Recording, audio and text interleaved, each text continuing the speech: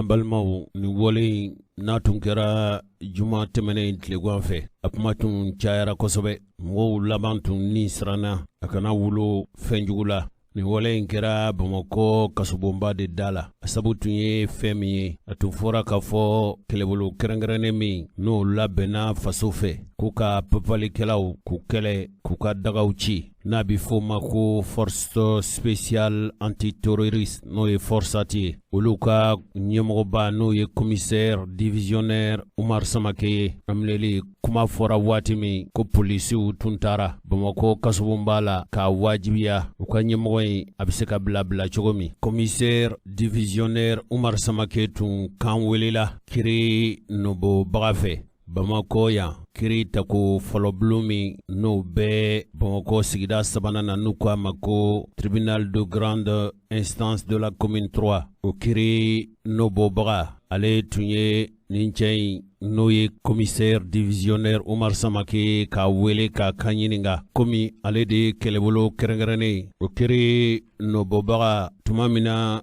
a ye commissaire divisionnaire Umar Samake a jɔnnasigi o jɔnnasigi o wolola fɛn min na o de ye k'a minɛ k'a don kaso la ko a ye faali kɛ a ye jogini kɛ jogini minnu saya bɔra la a ye mɔgɔw a y'u gosi k'u jogi dabɔnkama yɛrɛ la wa a ko bɛɛ lajɛlen lajuguyara sabu a ye nin kɛ ni janfa de an balimaw ni lahalaya ninnu bɛ tali kɛ salo sanba 2 ni sanmugan ka bɔ juillet kalo tile 10 na ka se tile 12 fo tile 13 ma kolo min n'ale tun murutira Ibrahim Boubacar Keita ka fanga ma n'o ye M5 RFI mɔgɔw ye olu ka murutili senfɛ mɔgɔ caman tun fatura olu tun fagara mugu cira dɔw la kabili commissaire divisionnaire Umar Samake ka minɛliko kɔni fɔra a kɛra fitinɛ ye polisiw a ye olu jigilatigɛ olu de u jamakulu de wulila o jamakulu in u yɛrɛw ka hakɛ ɲinitɔn n'a bɛ fɔ ma ko synergie des syndicats de la police ninnu de bɔra ka bɔlɔ minɛ k'a jira k'a fɔ nin cɛ in ka minɛli a ma bɛn olu ma u taara ɲɔgɔn lajɛ polisiw yɛrɛw ka daga min bɛ n'a filɛ nin Tomikɔrɔbugu ani Ŋɔnbɛranbugu ni ɲɔgɔn cɛ Kati sira la sabu GMS ye yɔrɔ ye a filɛ nin ye train sira kɛrɛfɛ train sira min n'o bɛ bɔ Bamakɔ yan gare la k'i kunda Kati kan yanni k'a yɛlɛn kulu fɛ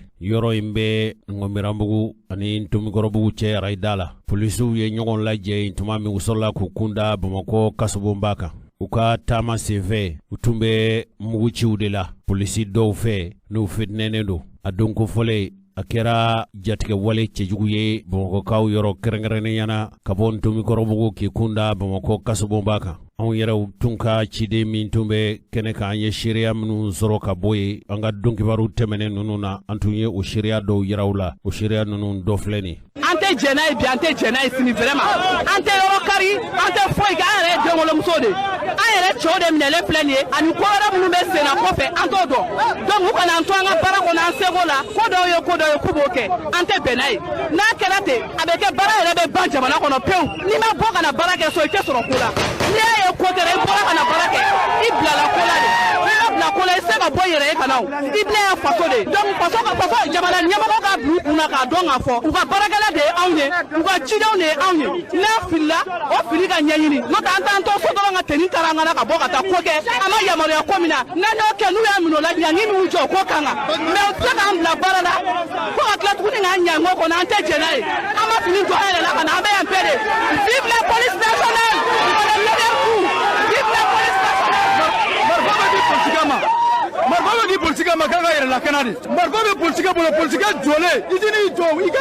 faga n'a fagara on va te dire que i ɲɛnama i jɔlen u nan'i faga Marfa bɛ d'i ma an k'aw lakana mais an m'aw yɛrɛ lakana fɔlɔ n'a y'a yɛrɛ lakana parce que n'i y'a ye i bɛ mɔgɔ lakana i yɛrɛ lakanalen don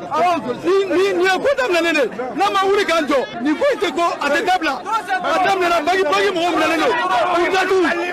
baara k'u mɔgɔ la u bɛ baara de la u tɛ mɔgɔ ka baara la u bɛ sariya ka baara de la ni incident kɛr'i bolo sariya ka baara la k'u minɛ k'u datugu ka bɔ yen ka na M5 mɔgɔ minnu ye bandi ni fanini kɛ olu bɛ yen nɔ olu ye ministres ye olu bɛ place baw la bi sisan polisiw minnu b'u ka baara la ka n'u jɔ olu minɛ k'u manamana minɛ k'u minɛ k'u bila ka sɔrɔ an tɛ jɛn n'a ye polisi bɛɛ ye mɔgɔ kelen de ye polisi bɛɛ ye kelen de ye.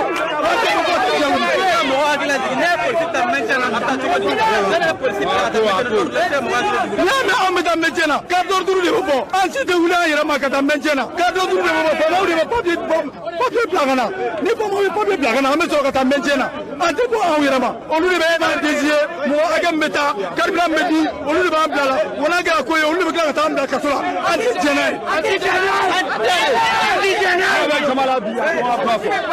jama bɛɛ bɔra bi an bɛ fɛ an ka mécontentement de yira polisi bɛ muɲu de quoi an fɔlɔmɛna cɛ an bɛ muɲu mais an tɛ sa foyi ɲɛ hali n'u b'a bolo an bɛ muɲu an fa bɛ ɲinɛ an ba bɛ ɲinɛ ko bɛɛ bɛ kɛ polisi la mais an muɲunen don a kan mais an bɛ fɛ a yira de quoi an minɛlen don an muɲunen don an tɛ kɛ foyi trop tɛ tulo ma mais an laban de ni autorité t'an bolo u ka taa ka bɔ an mago t'o la an mago t'o la. Ni de kɔfɛ sa ninnu u ye ɲɔgɔn sɛnsɛn fo ka se Bamakɔ kasobonba da la a kuma cayara yen kosɛbɛ u nana wolo commissaire divisionnaire Umar Samake ale ka bilali la polisiw u ye wasa sɔrɔ u ka ko in na kosɛbɛ hali n'a tun y'a sɔrɔ kɛ k'a fɔ ko a kɛra jatigɛwale cɛjuguba ye Bamakɔ yan dongo donkibaru kɛnɛ kan Bamakɔ yɛrɛ a kasobonba kɔlɔsilikɛlaw olu tun ye dantigɛli kɛ u k'a fɔ cogo la ko min tun ye commissaire divisionnaire Umar Samake ye ko polisiw bɛ se kasobon na waati min ko y'a sɔrɔ k'a fɔ ko commissaire divisionnaire Umar Samake ko a tun tɛ olu bolo tuguni k'u tun taara n'a ye Bamakɔ ka na gendarmerie o tuma de la sa ko u tun ye a bɔ kasobon na k'u y'a bɔ gendarmerie ka na ka sɔrɔ ka na di polisiw ma kasobon da la o de kɔfɛ sa commissaire divisionnaire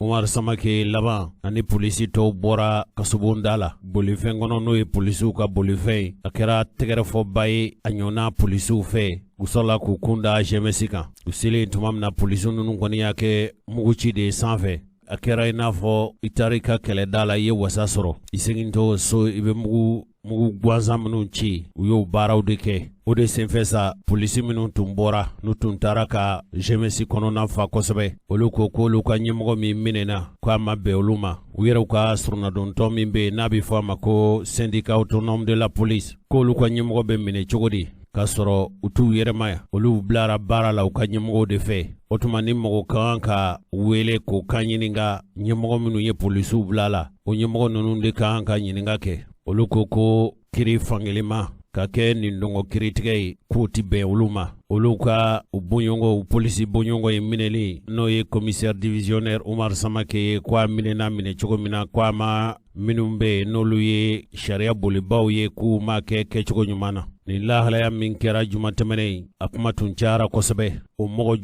joli bɛ yen minnu bɛ yen n'u y'u kanbɔ ka jira k'a fɔ nin ye fɛn min a ti bɛn polisi minnu n'olu ye sariyatigiw ka baaraminɛ ye n'a fɔra k'a fɔ olu ɲɔgɔn boɲɔngo dɔ bɛ minɛ polisiw yɛrɛ bɛ marifaw ta ka taa u ka o jagoya bɔ kiritigɛbaw bolo k'a kɛ wajibi ye a jɛɲɔgɔnw de taara ka taa jagoya bɔ k'o tɛ fɛn min bɛ bɛn sariya kɔnɔna na min ye an ka jamana marabaw ye olu tun y'u kanbɔ ne hakilila k'a fɔ an ka donkibaru tɛmɛnen ninnu n'an tun ye ɲɛfɔli k'aw ye o polisi kɛ in de sa n'o ye commissaire divisionnaire Umar Samake ko a taara i yɛrɛ di gendarmew ma ka na juma tɛmɛnen n y'a jira u la k'a fɔ kiritigɛbaw ye a nɔ minɛ ko a ye fagali kɛ ka jogini kɛ ka gosili kɛ a ko tɔ lajuguyara ni gosili ye gosili minnu mɔgɔw fatura n'a kɛra gosili ye gosili min a ye mun fa ntɛnɛn tɛmɛnen sa commissaire divisionnaire ko a yɛrɛ de wulila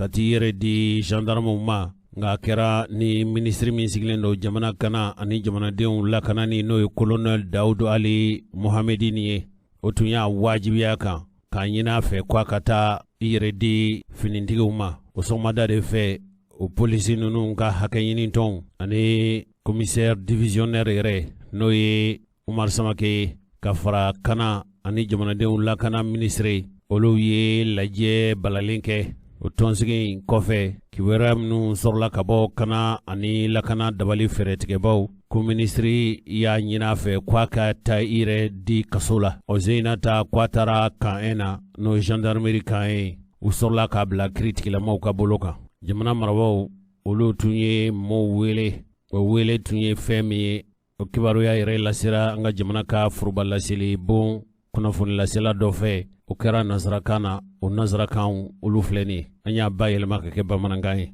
Hier vendredi 3 septembre 2021, des hommes jumatɛmɛnɛ n'o bɛna septembre kalo tile saba ma cɛ dɔw en uniforme et armés cɛ dɔw ni jamana ka finidon ni tun b'u la sont descendus dans la rue pour olu ye Bamako bɔlɔn minɛ. manifester. L'acte est condamnable si l'on en juge par wale in ye wale ɲangita de wale kɔnta de do min ti bɛn. la qualité des manifestants. C'est pourquoi le gouvernement Ka sabu kɛ maa minnu bɔra ka nin wale in kɛ ka kɛ olu sabu ye o de y'a to min ye jamana marabaaw ye tient d'abord à rassurer. hami min bɛ olu la fɔlɔ o ye ka jamanadenw hakili lasigi. À rassurer non seulement l'ensemble des forces de défense et de sécurité, hali minnu bɛ yen n'o ye jamana finitigi tɔw ye k'u hakili sigi k'u hakili latigɛ. mais également les civils qui se verraient en insécurité. Ka hali jamanaden tɔw minnu bɛ yen n'u hamina u ka lakanako la ka sabu kɛ nin wale in ye. Dans le cadre de la lutte contre l'impunité, des interpellations sont en cours. Dansago wale ni n bɛ kojugu kɛ fɛn tɛ bɔ a la o kɛlɛli dabali ni fɛɛrɛ min bɛ ka tigɛ jamana marabaaw fɛ bi. Les citoyens sont convoqués par des juges à l'issue d'un O sabu de la jamanaden dɔw u joona sigira kiiritigɛbaaw fɛ k'u nɔ minɛ. interrogatoire respectant les droits de la défense. O maa minnu ni u welela kiiritigɛbaaw fɛ nka ni nin kelen kelenna bɛɛ lajɛlen ka hakɛ a matarafalen don kiiritigɛbaaw fɛ. Les juges peuvent être amenés à prendre des mesures de mise en détention. O de sira fɛ minnu ka baara ye nin ko ye n'o ye kiiritigɛlaw ye sira dilen don u ma a ye se ka kɛ u ka baara la u ka se ka maa dɔw minɛ k'u kɛ bilankɔrɔ ye k'u nɔ minɛ k'u minɛ o minɛli senfɛ sa. Suivant la gravité des faits ou les nécessités de l'enquête. O minɛkun bɛ se ka kɛ baara wale min kɛra u fɛ walasa ka kɛ n b'u ma k'a fɔ u ye wale min kɛ n'o wale ni cɛjugu n'o wale ni tiɲɛni fanga ka bon ani ka sabu kɛ mɔgɔ dɔw minɛkun fana bɛ se ka kɛ sɛgɛsɛgɛli ka se ka kɛ kɛcogo ɲuman na. Sur ce point, le gouvernement demande à tout le monde de se rassurer. O siratigɛ de la sa jamana marabaaw b'a ɲini jamanaden bɛɛ lajɛlen fɛ bɛɛ k'i hakili sigi bɛɛ k'i hakililatigɛ koyi. En particulier que ceux qui ont manifesté hier vendredi kɛrɛnkɛrɛnniyala minnu bɔra ka bɔlɔn minɛ juma tɛmɛnen k'u ka ŋaniyaw jira. sachent que le gouvernement ne veut leur nuire en quoi que ce soit. K'u hakililatigɛ k'a f'u ye ko jamana marabaaw u tɛ k'a fɔ u b'u nɔfɛ ka tiɲɛni dɔw kun wale k'u mago sa gansan. Il relève d'une institution de la République et pour cette raison, baara min kɛra nin ye jamana fanga bolisira dɔ ka wale de la o de kama sa. En tant que citoyen, tous leurs droits seront respectés. Jamanadenw dɔw i n'a fɔ jamanaden tɔw o siratigɛ la u ka hakɛw bɛɛ lajɛlen na kisi k'u matarafa u ka hakɛw bɛɛ lajɛlen na d'u ma. Il leur incombe d'assurer l'ordre et la sécurité. Minnu de ka wale nin ye olu de ka baara ye ka jamana kana ka jamanadenw lakana. Que dans la sérénité, les populations s'adonnent à leur activité dans le cadre du développement national. Olu ka u sinsin baara min dir'u ma faso fɛ n'o de ye nin baara kofɔle fini min donn'u la fini dir'u ma u ka jamana kɔlɔsi de ka jamana lakana. Le gouvernement les exhorte à remplir cette mission.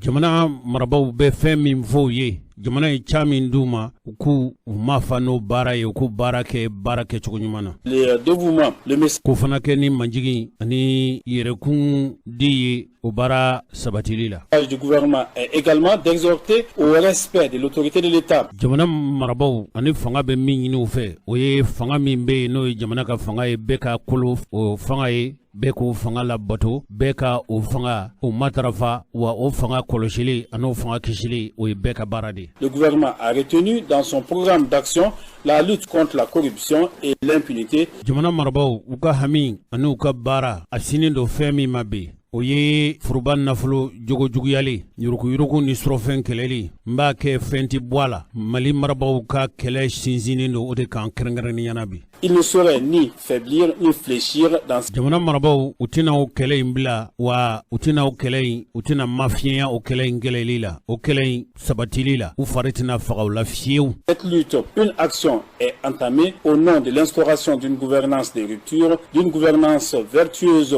Cette action sera menée à terme. Ni baara min n'o bɛ ka kɛ jamana marabaaw fɛ baara in tɛna dabila a tɛna mafiyɛnya mara min kalifalen do olu la mara in bɛ kɛ ni tilennenya de ye ladiriɲɛnya de mara in bɛ kɛ ni jɛlenya de foyi tɛna o dabila. Dans le strict respect des libertés, mais avec vigueur avec o baara tun ye min kɔ n'o de ye hadamadenya hakɛ matarafali baara in bɛ kɛ ni cɛsiri de ye. Permettez chacun en ce qui le concerne jamanaden kelen kelenna fɛn o fɛn n'o bɛ kun gansa est convié au succès de cette lutte. De ce succès dépend la crédibilité de nos institutions. Jamana mara bɛ minnu bolo wala jamana mara ka danaya malidenw ka danaya segi jamana marabaw kan ani jamana mara kan u ɲɛ tɛ sɔrɔ fiyewu fo o sira minnu bɔra ani o bilasirali kan minnu kɛra olu ka se ka lawaleya ni tilennenya ni ladiriɲɛya de ye. Et la restauration de la confiance entre les autorités et les citoyens. O ɲɛ tɛ sɔrɔ o laɲini kelen min bɛ o la o de ye ka danaya bɛ se ka segin jamana marabaw ani jamanadenw ni ɲɔgɔn cɛ cogo min. Pour cette raison, il ne saurait être question de recul, encore moins d'abandon fait à Bamako. O sira de la sa ka fɔ ko nin baara in ko a bɛ dabila wa wala ka segin ko wa o kuma t'a la bi o kuma t'a la sini a fɔra fɔ cogo min ani laɲini minnu kɛra o laɲini kɔni o de bɛ ɲɛɲini a ti bila a ti sumaya a ti sunsuru. Ce samedi 4 septembre 2021, le gouvernement. Jamana marabaw ye dantigɛli kɛ sibiri tɛmɛnen ni y'o ka bolonɔbila ye polisiw u ka hakɛ ɲini tɔn u k'u bɛɛ hakilajigin kɛ ko tuma min na jamana in ka kalan Ibrahim Boubacar Keita tun bɛ fanga na waati min olu de tun bilara baara la ka fɔ M5 RFA mɔgɔw u bɛ se ka kunbɛn cogo min u y'a jira k'a fɔ u bɛ ka kɛlɛbolo min u mɔɔw nɔmine bi n'o ɲɛmɔgɔ ye commissaire divisionnaire Samake ye ka jira k'a fɔ ko o kɛlɛbolo kɛrɛnkɛrɛnnenw ko gardiw b'a la polisiw b'a la yala olu bɛ se ka bɔ u yɛrɛ ma wa k'a kɛra ni minisiri de ka laɲini ye ko kɛra sariya tali senfɛ nka waati ko mɔgɔ min tun bɛ minisiri ka jɔyɔrɔ fa la ko ye sariyatigi dɔ de ko an bɛ don min i n'a fɔ ko bi ko de ye cour constitutionnelle o ka kɔrɔsigi dɔ ye o min ye sira di k'a fɔ polisiw forsati mɔgɔw ka taa lakana sabati ko don kelen da kelen o ma kan ɲininka o ma joona sigi wa o yɛrɛ ma hami koyi ko n'a ma ɲɛ k'a fɔ jamana ye sariya jamana ye ko tuma ko kuntigiw ye fɛn min ye ko latigɛlaw ye fɛn min ye minnu ye finitigiw bila baara la maa o maa ni i sen bɛ nin ko la wali daba la ko bɛɛ kan ka kan ɲininka ko nka ko a man ka kɛ ni dɔngɔminɛli ye o ko polisiw u bɔli min kɛra ko a dabɔkun tun tɛ ka t'u u yɛrɛw buɲɔngo k'a jagoya minɛ ka bɔ sariya la olu bɔkun tun ye fɛn min ye o de ye k'a fɔ u ka hakɛ bɛ se ka d'u ma cogo min musalaka t'a la fiyewu k'a fɔ tajuru sara tun bɛna kɛ olu fɛ ko tɛ u ko u y'u bɔli min kɛ n'a kɔni kɛra degun ye jamanadenw yɔrɔ k'u bɛ hakɛto ɲini kɛ jamanadenw fɛ ko olu polisiw u bɛ jamanadenw de ye u ka bonya an'u ka karama sinsinnen don maa minnu kan o ye jamanadenw de ye k'a fɔ ko olu polisiw y'u bɔli min kɛra ka bɔlɔ minɛ k'a kun tun tɛ k'a fɔ k'u bɛ jamanadenw degun koyi ko a kɛra i n'a fɔ nin ko in ye kiri fangelema de ye maa minnu ye kiritigɛbaw ye u y'a tigɛ ka t'u ni dɔngɔ de fɛ k'u m'a tigɛ ka taa sariya fɛ fiyewu polisiw ka bolofara bɛ yen ko nin bɛɛ tun bɛ nin kɛnɛ in kan nin ye polisiw nin y'u ka dantigɛli kanɲɛ min sama ka bɔ sɛbɛn min bɛ yen n'a bɛ fɔ a ma ko info matin n'o ye sɔgɔmada kibaru ye.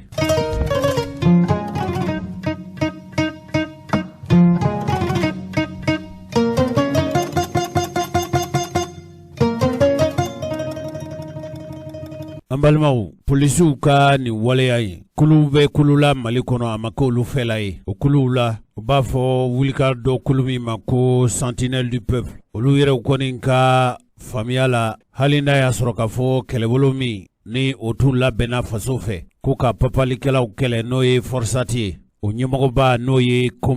commissaire divisionnaire Umar Samake hali n'a y'a sɔrɔ k'a fɔ ko a sɔnna ka segin kasobon na nin kulu in kɔni ka hakilina t'a la baara min kɛra polisiw fɛ a ma taa olu jimisira fɛ fiyewu o ye nin kibaruya in u y'a lase sibiri tɛmɛnen tɔn yɛrɛ kulu yɛrɛ ɲɛmɔgɔ n'o ye Gawusu Jalo ye Rajal ale ni a fɛmɔw u ye kunnafonilaselaw wele denmisɛnw tɔgɔla so min bɛ yen n'u k'a ma ko maison des jeunes n'o ye denmisɛnw tɔgɔla so ye u ye dantigɛli kɛ a kɛnɛ kan min fɔr'u fɛ o dantigɛli kan ninnu olu filɛ nin. An balima kunnafondila minnu nana an ka wele jaabi an bɛ aw fo aw ka cɛsiri o ni aw ka wulikajɔ la jamanadenw u bɛ se ka kibaruya cogoya min foli ni waleɲuman dɔn o ni barikada bɛ ka taa aw ye. Balimaw nin ye Santinelle biroba ka laselikan ye ka ɲɛsin fasoden kelen kelenna bɛɛ lajɛlen ma kɛrɛnkɛrɛnnenya la maa minnu bɛ k'a fɔ jamana in Ala ye a kalifa olu la bi ni o ye jamana ɲɛmaa Asimi Goyita ye ka taa se jamana marabolo ɲɛmaa ba ma ni o ye Choguel Kokala Mayiga ye o ni maa o maa de bɛ k'a fɔ u ka baara bɛnnen don jamana in kiriko o ni a lakanako nin ye welekan ye ka ɲɛsin u kelen kelenna bɛɛ lajɛlen ma hakili jiginna aw bɛ a kalama lakanaba n'o kɛra ma jawulibaga ye an bɛ taa ko min an bɛ taa jamini anw bɛ da ka sunɔgɔ ka hakili latigɛ k'a fɔ lakanabaw bɛ yen minnu bɛ aw ni lakana n'olu kɛra kaso yɛrɛ da wagali ye kɛbagaw ye ka taa u ka ɲɛmɔgɔw labɔ k'a sɔrɔ sariya bɛ a ka baara la a bɛ maa jigila misɛnya kosɛbɛ an b'a yɛrɛ ɲininka yala jamana yɛrɛ marabaa bi a la nin wagati in na wa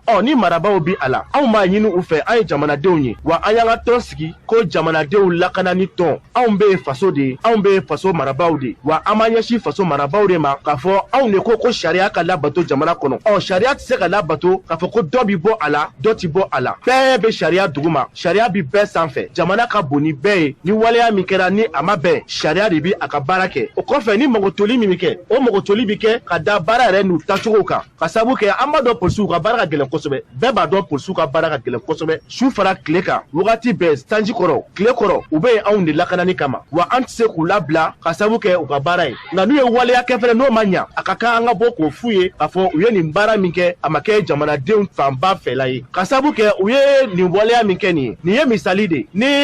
Moïse ka mɔgɔ dɔ minɛna bi n'o fɛnɛ wulila ka taa kasobonba la k'a fɔ an ka maa tɛ si yen bi k'a bi bɔ an na bɔ dɛ ka sabu kɛ polisiw fɔlɔ y'a daminɛ o kɔfɛ ni gendarmerie minɛna ni gendarmerie mɔgɔw fɛnɛ wulila k'a fɔ k'an ka maa tɛ si yen bi o fɛnɛ bi labɔ ni gardi min minɛna o fɛnɛ bi labɔ jamanadenw yɛrɛ tɛna sɔn anw fɛnɛ ka minɛ ka sabu kɛ maa minnu bɛ k'a fɔ olu ye misali kɛbagaw ye olu yɛrɛ ma sɔn sariya ka baara kɛ o kama anw ye wele da bi jamana marabaw ye ka wele da président Asimi Goyita o ni premier ministre Choguel Kokala Mayiga o ni jamana ye marabolo bɛɛ lajɛlen minnu bɛ k'a fɔ u ka baara a bɛnnen don kiri ani lakana ma k'a fɔ waleya min kɛra Santinelle bi a kɔn bi an bɛ a kɔn sini wa an b'a ɲini sariya tigilamaw fɛ baara in ka waleya i n'a fɔ a daminɛna cogoya min ka sabu kɛ jamanadenw ni bɛnna a kan k'a fɔ jamana in ka sigi sen kelen kan bin kana kɛ maa si kan sariya ka labaara a labaara cogo la bɛɛ ka hakɛ ka di i ma o t'i sɔrɔ fiyewu ka sabu kɛ ko gere kurabɔ o tɛ taa wɔyɔ kɔ dɛ ni wɔyɔ min bi a la jamanajɔ baaraw de don siniɲɛsigi baaraw de don jamanadenw ka fɛla de don wa an b'a ɲini a ka waleya a waleya cogo la sariya k'a ka baara kɛ a kɛcogo la o kɔfɛ ni min kan ka kɛ jamana marabaw yɛrɛ b'o dɔn o ni finitigilakaw ni ɲɔgɔn cɛ nka an bɛ don min na i n'a fɔ bi an b'a ɲini jamana sariyatigiw fɛ waleya min kɛra a ka kɔn wa maa min bɛ k'a fɔ a bɔra a ka segin ka taa a nɔ la MCA kɔnɔna la sariya k'a ka baara kɛ hali n'a y'a sɔrɔ u bɛ tila k'a bila bolo wɛrɛ kan an jamanadenw ka hakilinaw ye anw ka fɛlaw ye ka ɲɛsin bɛɛ lajɛlen ma nin waati in na a kɛto bɛ nin kan sɔli ala Muhamad. An balimaw an b'aw fo ka waleɲuman dɔn ka kunnafonidilaw fo minnu sera yan kɛnɛ in kan bi Santinelle ka conférence de presse de ye bi ye jamana bɛ lahala min na bi a ka kan an fana k'an fɛla fɔ a la n'a ma ɲɛ k'a fɔ an ka kulu in fana a ye baara caman kɛ wa a bɛna baara caman kɛ a tɔgɔ dama o kan ka to nin don ɲɛ nin ko in kɛnɛ kan walima nin ko in na ni Santinelle sigira n'a ma kuma mɔgɔw kan ka ɲininkali kɛ Santinelle kɔrɔ de ko kɔlɔsilikɛla donc nin n'a ɲɔgɔnnaw la anw ko a tɛ ɲɛ nin ka tɛmɛ fo anw k'an fɛla fɔ a la tiɲɛ don an b'an fɛla fɔ a la wa ni yɛlɛma ma kɛ action wɛrɛw fana labɛnnen don an bolo an bɛn'o fana lawaleya k'o dangɛnɛmaya o de la situation min kɛra kunun a y'an dabali ban a y'an jigi tigɛ a y'an kamana gan kuma dɔ la ni jamanadenw dɛsɛra u bɛ taa se jamana marabagaw de ma o jamana marabaga fɔlɔ ye jɔn ye polisi de ka surun population na ka tɛmɛ bɛɛ kan o de la an bɛ don min na bi polisi militariselen tɛ o de y'a to ni ko ko bɛ yen on nous parle de police de proximité même dans les commissariats même dans les communes donc polisi bɛ komi civil de mais k'a ye k'a fɔ olu minnu bɛ yen ni olu kan ka sariya kɔlɔsi sariya min taara jamanadenw fɛ qui sont appelés autrement des gardiens de la loi olu yɛrɛ ka sariya sɔsɔ nin cogo la a ye mɔgɔ dabali ban forçati a bɛ jigin dugu kɔnɔ don min na jamanaden bɛɛ bɔra a kalama a conséquence kɛra mun ye a kɛra mɔgɔ caman fagali ye minnu tun bɛ ka laɲini ko jamanakuntigi ka taa a ka baara bila u m'a ɲini k'u faso ci u m'a ɲini k'u faso kari u m'a ɲini k'u faso walaka u ye fɛn kelen min ɲini dɔrɔn ko jamanakuntigi ka baara bila mɔgɔ minnu sara ko ka enquête dayɛlɛ o de la anko ni enquête ma dayɛlɛ an yɛrɛ bɛ siga parce que minnu tun b'a la ko ka enquête dayɛlɛ olu de bɛ fanga la bi n'o ye docteur Shukari Kokala Mayiga ye ani minnu yɛrɛ ko mɔgɔw ka bɔ ka jigin dugu kɔnɔ enquête dan tɛ polisiw dɔrɔn ye dɛ enquête dan tɛ gardiw dɔrɔn ye dɛ enquête dan tɛ gendarmew dɔrɔn ye dɛ enquête ka na hali minnu bɛ fanga la bi a mɔgɔ caman bɛ yen a bɛɛ sen donna nin ko la tous ceux qui ont contribué à ce que mɔgɔw denw ka sa donc c'est un peu ça mais acte min kɛra n y'a daminɛ ni min ye n k'a kɛra jigitigɛ wale ye a jigitigɛ wale dɔ ye mun ye balimaw ni n ko n b'a fɔ a tɛmɛna dan kan polisiw ka bɔ u yɛrɛ ye ko mɔgɔ dɔ minɛra k'o bila sous mandat polisiw ka taa ka t'o libéré kabini ne bɔra ko kalama don min na Mali ko la nin ye siɲɛ fɔlɔ de ye n ka nin ko sugu ye wa n ka mɛn n tulo la k'a fɔ nin kɛra nin y'a siɲɛ fɔlɔ de ye des fonctionnaires d'État jamana baarakɛdenw jamanadenw de b'u sara des gens qui sont payés au solde des pauvres contribuables k'aw ka sariya kɔlɔsi ni aw yɛrɛ taara kasobon da ci an b'a fɔ ten mɔgɔ minnu ka baara ye ka kasoladenw kɔlɔsi ko na bɔ kɛnɛma la garde pénitentiaire pourquoi la garde pénitentiaire n'a pas réagi parce que mɔgɔ laɲinisa o tɛ fi o tɛ to o tagako tun ye mankan ye fɛn wɛrɛ ka kɛ incident ka kɛ ko wɛrɛ ka bɔ a la mais la garde pénitentiaire ils ont été professionnels u ma réagi u nana kana minɛ u y'a d'u ma u taara n'a ye diɲɛ bɛɛ de ɲɛ bɛ anw na jamana min b'anw fɛ o b'anw ɲɛ b'anw na CEDEAO ɲɛ b'anw na communauté internationale ɲɛ b'anw na bɛɛ ɲɛ b'anw na ko Mali polisiw de ka baara ye nin ye est-ce que Mali polisiw ka kɛlɛ banna wa fo ka se nin ma wa jɔn de t'a dɔn bi k'a fɔ ko corruption fanba Mali kɔnɔ k'a bɛ polisi kunda de e nɔgɔlen don dɔ welela k'o ɲininka ko la o ye fagali ko ye n'i taara ka t'o bɔ maintenant an bɛ jamana marabagaw de interpeller c'est pourquoi anw b'a condamner anw ka ton sentinelle an b'a condamner wa an tɛ jɛn n'a ye wa a kana kɛ sigi ka kuma ye dɛ an b'a ɲini leader religieux fɛ diinɛmɔgɔw fɛ laadalamɔgɔw fɛ u kana fɔ k'u b'u da don nin na ka taa médiation kɛ médiation tɛ nin ko tiɲɛ bɛ kɛnɛ kan mandat min dara kan o mandat kelen de dara maliyɛn den kelenw kan komi ale ɲɔgɔnnaw mɔgɔ minnu bɛ kaso ma la ale ka fisa n'u ye wa juge ko n b'i bila kaso la fɔlɔ yanni n ka tila sɛgɛsɛgɛli la kiiri ma kɛ a ma fɔ k'i nɔ don présomption d'innocence bɛ yen mais mandat bɛ da sɔgɔmada fɛ wulada fɛ a bɛ t'o tigilamɔgɔ labɔ polisiw yɛrɛ de kɛra instabilité yɛrɛ ju ye Mali kɔnɔ o de la an b'a ɲini jamana marabagaw fɛ n'i ye polisiw ka condition de vie lajɛ bi a ka ca ni sɔrɔsiw ta ye non seulement sɔrɔsiw bɛ baara min kɛ polisiw t'o kɛ mais sɔrɔsikɛ bɛ front na jintanya b'a la a bɛ se ka 10 kilomètres tagama tile kɔnɔ pour aller libérer le Mali polisikɛ jɔlen bɛ sirada la a bɛ ka 200 minɛ mais n'o sara cayara ni dɔ in sara ye inégalité sociale an ka tɔn b'a condamné an bɛ min ɲini jamana marabagaw fɛ les plus hautes autorités du Mali a ye polisiw militarisé a y'u bɔ kuran yelen kɔrɔ a y'u bɔ dugubaw kɔnɔ a ka t'u bila kungo kɔnɔ n'u bɛ maliyɛnw lakana Mali sɔrɔsi aw de ko yan nɔ ko an ka sɔrɔsiw tɛ ka se ka dugu bɛɛ lakana mais a ye polisiw fana militariser il faut militariser la police il faut que ma police soit militarisée hali ni ko wɛrɛ tɛ jamana bɛ situation min na bi polisiw bɛ se ka t'u yɛrɛ ma wa donc u ye ko min kɛ hiérarchie ko tɛ foyi tɛ mɔgɔ min bɔra a tigi bɛ don de n bɛ segin a kan celui qui a été libéré a bɛ don de n'a ma don nous en tant que des regroupements de la société civile nous on va se regrouper en syndic an bɛ marche kɛ n'a ma don tant que an b'a don kaso la nɔ la an bɛ fɛn bɛɛ kɛ pour que a ka don Mali tɛ mɔgɔ ta ye dɛ minnu bɔra anw ka baarakɛdenw de bɔra ka taa libérer mais an ye Sam ni Silima ka communiqué mɛn le syndicat autonome de la magistrature le syndicat libre de la magistrature u k'u tɛ jɛn n'a ye wa u b'a laɲini fana mɔgɔ min bɔra fo a ka don kaso la nɔ la a ko tɛ bila ni mɔgɔ wɛrɛ welela aw tɛ fɛn fɔ mais n'aw ka mɔgɔ wele aw bɛ taa ka t'o libérer a ka kɛ mɔgɔ gansan ye mais fo les fonctionnaires d'État est-ce que finigosilaw b'a to bilen u ka mɔgɔw ka to wo la wa est-ce que mécaniciens b'a to u ka mɔgɔw ka to wo la wa ceux qui sont en train de piller le Mali est-ce que u b'a to bilen u ka mɔgɔw ka to wo la wa pourquoi Boubaye den n'a musow tɛ taa Boubaye labɔ Bakari Togola minɛra pourquoi Sénégalais ma taa Bakari labɔ ma police est en train de contribuer à la disparition du Mali aujourd'hui le directeur général de la police il doit être relevé de ses fonctions a ka gɛn ka bɔ yen parce que n'i y'a ye ko sera nin ma polisiw ka bɔ ka tagama discipline n'i b'a ɲini Mali kɔnɔ a kan ka ye ninnu de bolo aw de taara baara la jamana b'aw ta kalo 6 fura b'o kɛ kalan na jamanaden bonya ni jamana sariya dɔɔni o tuma jamana wari min bɛ d'aw ma k'aw ka se ka ladamu sabati ka basigi sabati ka mara sabati ka sariya kɔlɔsi ni min ma sariya bato k'o minɛ k'o di kiiritigɛlaw ma ni nin kɛra aw yɛrɛ tagabolo ye enquête ka kɛ et puis nin fana ka ka damana dossier kura dayɛlɛnnen jɔn de ye polisiw labɔ parce que ni polisi bɔra de fait que kɔrɔ wɛrɛ mɔgɔw ma condamné parce que polisi dɔrɔn tɛ arrestation bɛna kɛ à tous les niveaux forceti dɔrɔn ma jigin dugu kɔnɔ o ko u tɛ minɛ parce que ko min y'u bila la mɔgɔ de bɛ sariyatigi jagoya a ka minɛli daminɛ e la wa n'i bɛ minɛli kɛ kana ne fɔlɔ minɛ nin fɔlɔ minɛ n'i y'o fɔ juge ɲɛna c'est comme i y'a bala ka baara la e kan ka taa kaso la magistrats tɛ bagabaga wa u tɛ dɔgɔya n'u b'u ka baara la c'est pourquoi la justice elle est indépendante sariya ale b'a yɛrɛ ye de n'a ye ko kɛ n'a ka ɲi jamanadenw de b'a apprécier n'a ye ko kɛ n'a man ɲi jamanadenw de b'a apprécier notamment que juge kɛ sarala jamanadenw ka impôt la polisikɛ fana sarala jamanadenw ka impôt la mais polisikɛ tɛ se k'a ka marifa ta ka jigin dugu kɔnɔ ka taa kasobon na k'a ka mɔgɔ labɔ les policiers ont fait l'évasion u ye kaso ci u ye jamana lebu u ye jamana lamaloya Mali kɛra faden y'a faden jamana ɲɛkɔrɔ grâce à la police mun de bɛ kɛ bi anw sentinelle anw b'a condamné tiɲɛ don wa anw b'a ɲini polisi fɛn fɛn bɔra kunu ka taa kasobonba da la a bɛɛ ka sanctionné discipline ka bien commission conseil de discipline ka bɛɛ gosi a bɛ taa kaso ci k'a ka mɔgɔ labɔ ils sont fiers à Bamako maintenant les gendarmes aussi ils vont imiter la police ni dɔw minɛra dɔw fana wuli ka imiter ni journalistes fana ko k'u ka mɔgɔ ka bɔ dun dans ce cas on peut plus parler c'est-à-dire que de la prison ni kaso tɛ yɔrɔ tiɲɛni de bɛ yen n bɛ siran ka suɲɛni kan parce que n b'a dɔn suɲɛni kɔ ye min ye ni suɲɛni kɔ ye min ye mɔgɔ min kan ka o sariya bato n'o taara kɛ tiɲɛni kɛbaga ye jamana kɔnɔ la police malienne a humilié le Mali encore malgré k'an bɛ nin bɛɛ la jamana bɛ crise kɔnɔ an bɛ fɛ ka bɔ an bɛ k'an yɛrɛ ɲini ni polisiw taara nin ko kɛ donc wele bɛ bila association bɛɛ ma wele bɛ bila jɛkulu o jɛkulu n'a bɛ société civile kɔnɔ ni diinɛmɔgɔw kan k'u sen don a la u sen man ka don médiation la dɛ u sen kan ka don de ka bɔ jamana kɔnɔ ka tagama u kan ka min fɔ an bɛ ka Haidara ka communiqué kɔnɔ dɛ an bɛ ka di ko ma kɔnɔ dɛ an bɛ k'u bɛɛ kɔnɔ u ka bɔ jamana kɔnɔ u ka kuma e bɛ t'i ka so parce que k'u taara i labɔ kaso la du jamais vu au Mali la disparition même de la démocratie est en jeu a polisiw bɛ taa cogo min na polisi concours jɔn t'a dɔn a bɛ kɛ cogo min na Mali kɔnɔ basta an bɛ min fɔ an ka nin conférence de presse in kun ye min ye o ye sentinelle tɛ se k'i da de jamana ko in na anw bɛ bɔ k'an ta fɔ hakilina min b'an na an b'a fɔ ne tɛ se ka n ka polisi sara k'an ka sariya sɔsɔ est ce que polisi bɛ se ka mɔgɔ wɛrɛ minɛ bilen wa e ko k'e tɛ minɛ i dun ye ko kɛ i bisigilen don ni aw ko k'aw tɛ sɔn ni jamanadenw ma sɔn a ma ban wa ni jamanadenw ko n bɛ infraction la tiɲɛ don mɛ n tɛ 200 di ni mɔgɔ min minɛra ni population bɛɛ bɔra ka t'o tigi libéré o tɛ jamana ko bannen ye wa.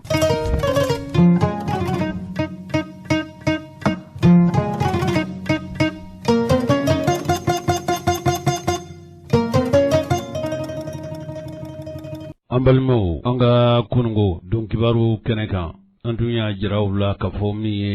Goodluck Ebele Jonathan ye k'a fɔ ko a tun bɛ an fɛ Mali kɔnɔ yan kɛrɛnkɛrɛnnenya min ye Bamako ye tile sabasigi tun bɛ a fɛ o tile sabasigi kari a kan ka bɔ an fɛ yan bi sabu tile saba de dun o tile saba in ka n'an fɛ Mali kɔnɔ yan kɛkun min tun bɛ a la o de an bɛ don min i n'a fɔ ko bi fanga min bɛ mara la o ye furancɛ fanga de ye dɔw ko don natɛmɛ fanga dɔw yɛrɛ ko furancɛ fanga dɔw ko waati latɛmɛ fanga o furancɛ fanga in a bɛ se ka nɔ bɔ cogo min k'a lawaleya k'a sɛnsɛn layidu kan minnu ani sariti kan minnu n'o tun taara faso fɛ kɛrɛnkɛrɛnnenya min ye sɔrɔlasi minnu n'o ye Ibrahim Boubacar Keita ka fanga in k'a tɔ minɛ tuma min na jamanaden dɔw wulila ka muruti pewu IBK ka fanga ma o murutini senfɛ mɔgɔw caman ni bɔra o wulikajɔ min kɛra jamanaden dɔw fɛ sɔrɔlasiw laban olu ye Ibrahim Boubacar Keita ka fanga in a tɔ bɔ jɔ o kɛra waati min farafinna tilebiyanfan jamanaw olu ka fara ɲɔgɔn kan tɔnba ni o ye CEDEAO ye CEDEAO de ye Communauté économique des États de l'Afrique de l'Ouest farafinna tilebiyanfan jamanaw olu ka fara ɲɔgɔn kan kulu sɔrɔ ani nafoloko jidili la ni jamana kofɔlen ninnu kɔnɔ o jamanakuntigiw u bɛɛ n'a kan kabili o farafinna jamanakuntigiw u ye Mali sɛnsɛn kabili Ibrahim Boubacar Keita tun bɛ fanga na a ma ɲɛ min kɔ a tun kɛra o ye n'o ye IBK ka fanga minɛli ye sɔrɔlasiw fɛ o ma to CEDEAO jamanakuntigiw k'u fari faga u nana de sa ka na Mali sɛnsɛn tuma min na sɔrɔlasiw n'o ye Asimu Goita n'a nɔfɛmɔgɔw ye tuma min na u ye Ibrahim Boubacar Keita ka fanga in paro ninnu bɛ ka Mali sɛnsɛn sabu u ye sɔrɔlasi ninnu koron cogo min u laban u sɔnna k'a fɔ ko u bɛna fanga in mara san 1 ani kalo 6 n'o ye kalo 18 ye yala bɛn kɛra minnu kan ani sariti minnu dara o sariti ninnu bɛ dakun jumɛn na Goodluck Jonathan a nali min kɛra a ko a nakun tun ye fɛn min ye o ye k'a fɔ Mali kɔnɔ yan politiki kolatigɛla minnu n'u bɛ Mali kɔnɔ o politiki kolatigɛla ninnu bɛɛ lajɛlen an'u bɛ sigi ka kuma o sigi ka kuma de tun kɛra fo ka se kunungo tarata ma n'o tun bɛnna septembre kalo tile 7 ma politiki kolatigɛla wala politiki tɔn minnu bɛ jamana dugulen minnu bɛ ani olu caman kumana kunungo ka se kunnasinigo ma da donna jamana in bɛ lahalaya minnu na ani a kan ka kuntilenna minnu ta o tun ye kunbɛnw boloda ɲɔgɔn ye o kunbɛn o kɛra kunungo Goodluck Jonathan a ko ani jamana politiki tɔnw bɛɛ lajɛlen ɲɔgɔn ye jamana in bɛ lahalaya minnu na kɛrɛnkɛrɛnnenya ko minnu n'olu waleyalen don kabili a jiginna ka bɔ pangolon na kari tɛmɛnen a tun ye nin kuma in de fɔ ani politiki tɔnw ani jamana dugulenw fɛn o fɛn bɛ yen n'o ye Mali yɛrɛ kolatigɛla ye hali diinɛ ɲɛmɔgɔw ni forobamɔgɔw ani olu bɛɛ lajɛlen u ye ɲɔgɔn ye kabili a cunna anw fɛ yan kari tɛmɛnen Bamakɔ a cunna Bamakɔ yan tuma min na a bisimilara mɔgɔ minnu a bisimilara min fɛ o ye an ka jamana minisiri min sigilen don an ka jamana ni jamana wɛrɛ koɲɛw olu ɲɛnabɔli Mali ni duniya fan wɛrɛw o cɛsiraw olu labɛn cogo ɲuman Mali yɛrɛ ka nafa ni tɔnɔ bi sɔrɔ cogo min n'o ye Abdoulaye Diop ye hali CEDEAO yɛrɛ a ka kɔrɔsigi min n'a y'o bila ka na anw fɛ Mali kɔnɔ yan o fana tun bɛ kɛnɛ kan diɲɛ jamana yɛrɛmahɔrɔnyaw olu ye basigi kulu min sigi anw fɛ Mali kɔnɔ n'o ye MINUSMA ye olu fana ka mɔɔw tun bɛ kɛnɛ kan Goodluck Jonathan a ye nali min kɛ Mali kɔnɔ a ma lafiya fiyewu sabu a cunni min kɛra a ɲininkali min kɛra kunnafoni lasebaaw fɛ a nakun tun ye fɛn min ye a yɛrɛ ɲɛfɔli kɛ o la nka a kɛra anglais ani nazarakan de la. Vous êtes déjà habitué à nous voir ici. Aw delila la sa sabu nin tɛ an siɲɛ fɔlɔ ye an kana aw faso Mali kɔnɔ. Régulier de la transition, voir les conditions dans lesquelles les élections vont se dérouler. Kana lajɛ sartika minnu n'olu taara jamanakuntigi sigi minnu n'u kan ka labɛn Mali kɔnɔ yan yala o labɛn ninnu bɛ dakun jumɛn na. Dans les délais impartis par les chefs d'État. Ni o kɛra farafinna yɛrɛ tilebiyanfan jamanakuntigiw ka laɲini kɔnɔ. C'est pour cela ici encore ce matin. O de y'a to an seginna ka na aw faso Mali kɔnɔ bi. Donc, c'est suivre et rendre compte aux chefs d'État. An nakun ye fɛn min ye ka na nɔbɔli kɛ saritikan ani layidukan minnu taara ka filɛli kɛ ka taa ci jaabi lase farafinna jamanakuntigiw ma. De l'avancée de la transition. Furancɛ fanga in a bɛ ka taa cogo minnu na ni ɲɛ sɔrɔla a baaraw la ka t'o ɲɛfɔ jamanakuntigiw ɲɛna. Nous allons avoir également des concertations avec les différents acteurs. Ani jamana kɔnɔ Mali kɔnɔ yan ko latigɛbaa minnu bɛ yan Mali bɛ dakun minnu na a tɛ fɔ mɔgɔ minnu kɔ an'olu fana bɛɛ bɛna ɲɔgɔn ye. À plusieurs niveaux. Fan bɛɛ lajɛlen fɛ wala fan caman minnu ni olu ye jamana kolatigɛlaw ye an'u caman bɛna ɲɔgɔn ye. À partir d'aujourd'hui jusqu'à mardi. An bɛ aw fɛ Mali kɔnɔ fo ka se tarata nata ma n'o ye bi ye. Nous aurons le point de la situation et nous verrons clairement dans la situation et vous dire ce que nous avons constaté. An ye jate minnu kɛ bɛn kɛra minnu kan a bɛ hakɛ jumɛn na juma sera ka kɛ jumɛn tora ye an bɛna nin bɛɛ jate. Notons que dans la même journée, il a été suivi quelques heures plus tard, aux environs de 16 heures, par le président de la commission de la CEDEAO. An balimaw farafinna tilebiyanfan jamanaw ka cɛsigi min bɛ an fɛ Mali kɔnɔ yan Nigeria jamanakuntigi kɔrɔ a n'olu fana ye ɲɔgɔn ye. CEDEAO ka ciden min bɛ Mali kɔnɔ Goodluck Jonathan a ye nin baara fɛn o fɛn kɛ kabili kari tɛmɛnen fo ka se bi tarata ma ani o ka kɔrɔsigi min bɛ Mali kɔnɔ u ye nin baara bɛɛ lajɛlen kɛ ɲɔgɔn fɛ ani politiki kolatigɛlaw ye ɲɔgɔn ye tuma min dantigɛli ani ɲɛfɔli kɔfɛ an ye seereyaw sɔrɔ ka bɔ politiki kolatigɛlaw yɔrɔ yala Goodluck Jonathan nakun dun ye mun ye Mali kɔnɔ yan. Politikitɔn minnu bɛ yen n'o ye jamana politikitɔnw ye Goodluck Jonathan nakun ye fɛn min ye an ka u ka dantigɛli an k'o lamɛn. CEDEAO ka commission président nana Jonathan Goodluck de Nigeria nana kana ko bana lamɛnli kɛ Mali situation bɛ cogo min na bon sanu ka se an commission locale de la ka se parti dɔw fɛ yen ani ka se association dɔw ma kuma bɛ jamana lahala de kan kɔnɔna na nka kuma fanba taara olu ka côté la kuma fanba taara élection ko de kan a ka kɛ date la a ka kɛ date la bon donc o de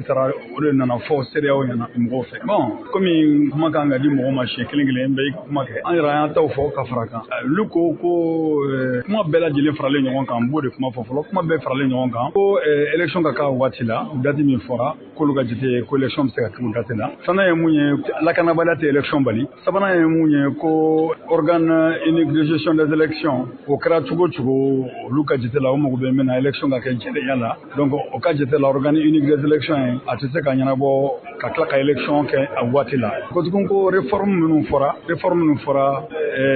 réforme institutionnelle ni constitutionnelle ninnu ko olu fɛ réforme tɛ se ka kɛ ka tila ka bɛn élection ma d'ailleurs olu yɛrɛ fɛ u ye kuma fɔ min ka girin n'o bɛɛ lajɛlen ye ko élection réforme ninnu ko ni mɔgɔ min y'i ka réforme kɛ ni mɔgɔ wɛrɛ nana o bɛ se ka réforme bɔ a ma donc olu fɛ olu ɲɛ bɛ min na o élection de ɲɛ b'o de la élection ka kɛ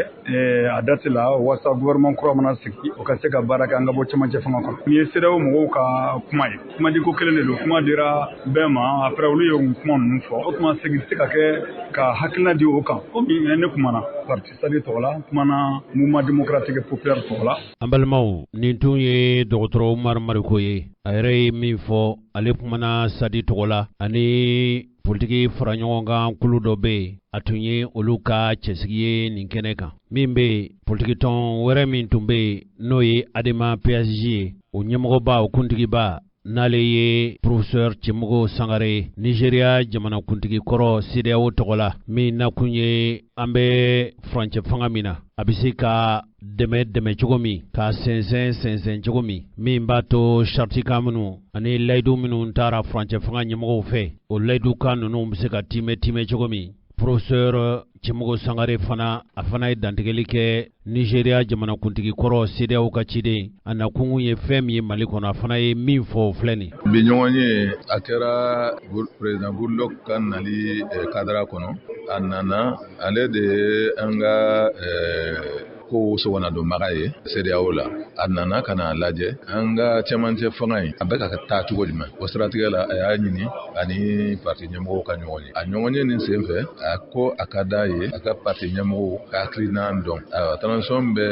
hukumu min kɔnɔ sisan wa an fana hakilina ye a ka kɛ cogo jumɛn yaasa kow ka ɲɛ o siratigɛ la kɔrɔfɔ caman kɛra bɛɛ y'i fɛ ta fɔ an balimaw nin tun ye professeur Cɛmɔgɔ Sangare ye professeur Cɛmɔgɔ Sangare tiɲɛ don u bɛɛ lajɛlen u tun ye Adama tu tigɛ ɲɔgɔn fɛ Adama yɛrɛ tu tigɛlen kɔfɛ waati dɔ la ale tun bɔra Adama na a tun taara miiriya la o waati min tun ye professeur Mohamed Lamine Traoré ale tun ye miiriya ɲɛmɔgɔ ye nka kɔsa in na nin furancɛ jan tɛmɛnen ninnu a seginna ka na Adama na ale ye Adama ɲɛmɔgɔ ye bi politiki tɔnkulu minnu tun bɛ kɛnɛ kan Amadu Koyita fana tun b'a la o Amadu Koyita in ale tun ye ATT nɔfɛmɔgɔ ye ATT ka fanga in bannen kɔfɛ furancɛ dɔ la tun tugura Sumaila Sise nɔfɛ Ala ka hinɛ la o kɔsa fɛ a nana fara Ibrahim Boubacar Keïta kan a ye furancɛ jan kɛ IBK ka fanga na fo ka se fanga in firi waati ma ale tun ye IBK nɔfɛmɔgɔ ye nka a yɛrɛ fana tɔgɔla tɔn b'a bolo sisan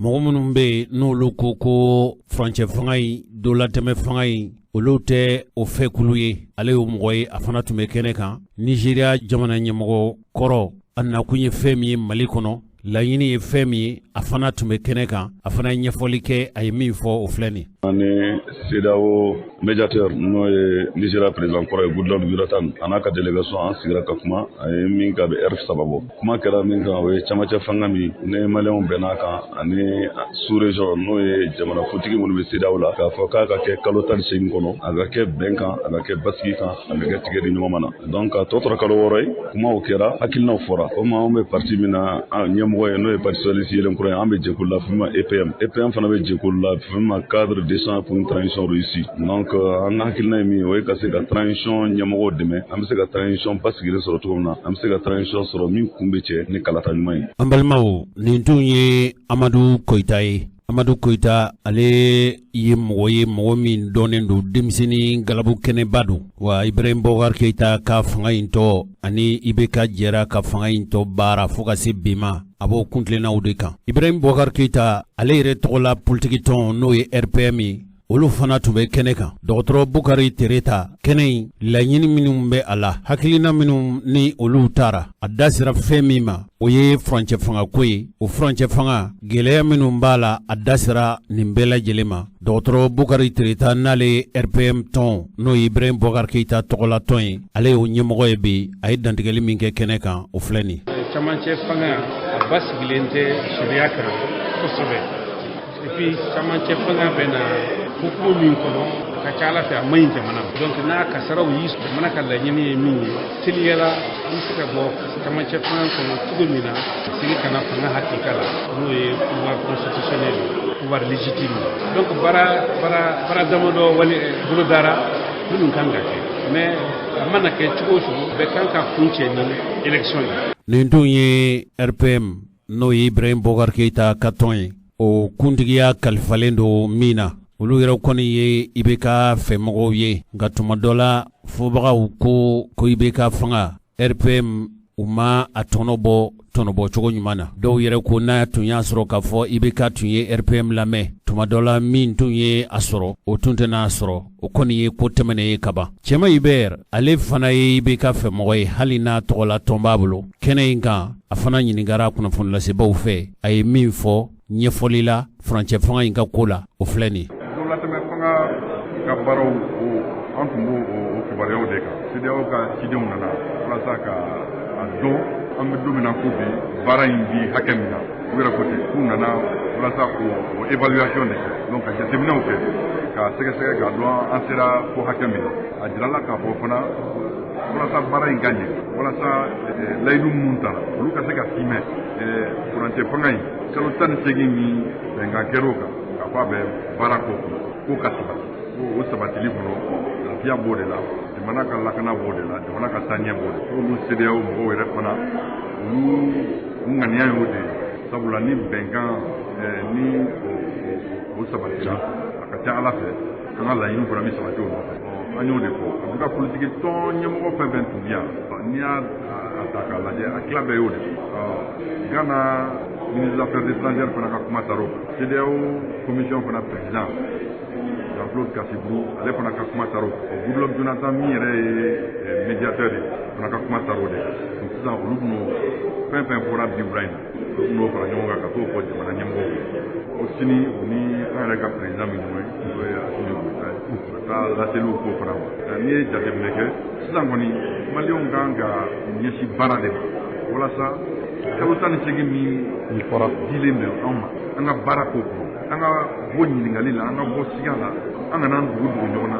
an ka sigi ka bɛn dɔ la min b'a to baara in bɛ se ka ɲɛnabɔ an bɛ ka hɛrɛ bɔ o kɔni anw ARP o y'anw ka kumakan ye a kumakan in ani caman ta kɛɲɛna baro in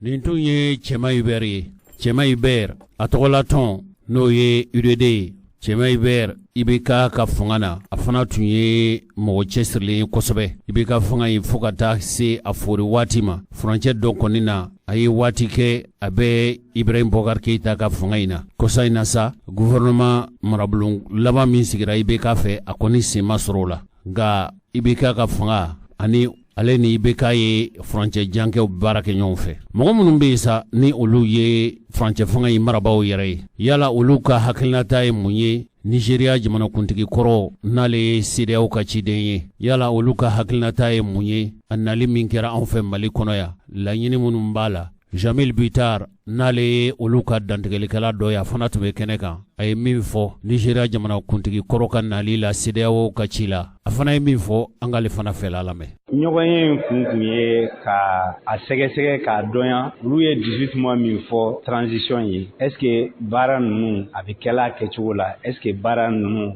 maliyɛnw hakilinata de donc parti politiques ka cadre kɔnɔna na an kun welela an balimaw hakilila k'a fɔ CEDEAO ka cidenw u ye nali min kɛ an fɛ Mali kɔnɔ yan n'a ka kan ka fori kabili kunungo bi arabadonya hakilila k'a fɔ a don kibaru laseli y'a to aw ye faamuyali sɔrɔ kuma fanbaw bolola fɛn min fana kan o ye furancɛ fanga ye yala a ka kan ka mɔnɔbɔ wa dɔ ka kan ka fara kan wa wala san 1 ni kalo 6 min fɔra yala o san 1 ni kalo 6 ni san 1 yɛrɛ tɛmɛna a tɔ tora kalo 6 dɔrɔn yala u na se k'a to furancɛ fanga in na se ka baaraw kɛ ka bɛn waati kofɔlen ma wa jamanakuntigi sigi ka kɛ wa fɔɲɔgɔnkɔ n'a y'a sɔrɔ k'a bɛ politikimɔgɔw ni ɲɔgɔn cɛ nin yɔrɔ de ye fɔɲɔgɔnkɔ ye. Jamil Bitar n'ale ye M5 RFA ka dantigɛlikɛla ye o ka kɛnɛ in mɔgɔ minnu taara sigi kɛnɛ in kan M5 RFA tɔgɔ la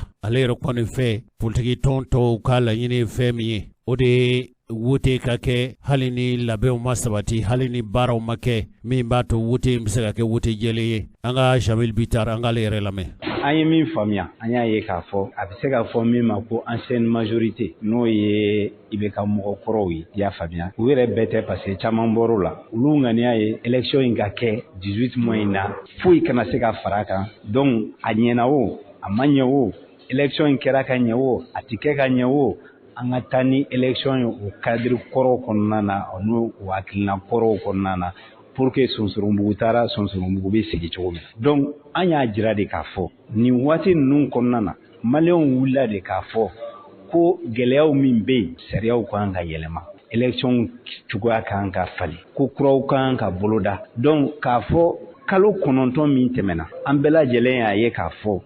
Mokhtar Wane ani Bandaw u tɛmɛna ni baara ye IBK ka cadre kɔrɔ kɔnɔna na an bɛ se k'a fɔ hakilina kura nana ni Asimi Goita ani Choguel Menga olu nali ye fanga la bi an bɛ se ka a fɔ